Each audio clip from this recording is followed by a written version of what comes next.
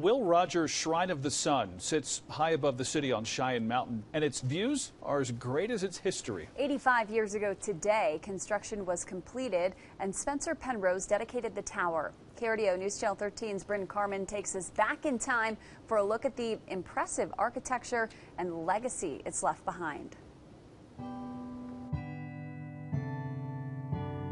Nestled on the edge of Cheyenne Mountain lies this monolith. Some may not know the great history it holds, or the iconic songs it sings.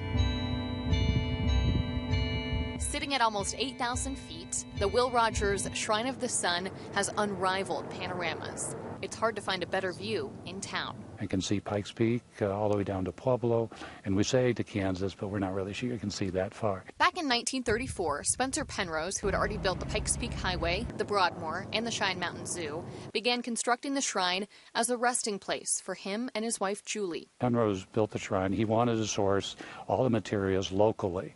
His architect, Charles Thomas, told him that Pikes Peak granite was a terrible rock to build a building out of. But they used it anyway. The granite was quarried about 700 feet above the building site and chiseled by hand into large blocks.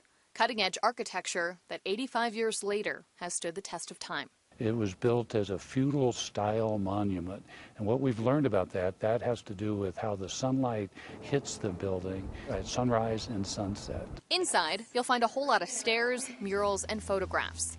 And just about everything is original from 1937, when the monument was completed and dedicated to Will Rogers, who died in a plane crash during construction. Rogers was friends with Spencer and a famous actor and humorist in the 1920s and 30s. So you'll notice that many of the rooms in the tower feature framed photographs both from the life of Spencer Penrose and also Will Rogers. This was actually the idea of the very first employee here at the shrine. Spencer and Julie Penrose are both buried here at the chapel at the base of the shrine, but their spirit rings through. The El Pomar Foundation was inspired by the couple's philanthropic values and continues to give to programs in Colorado. I think they'd be exceptionally proud.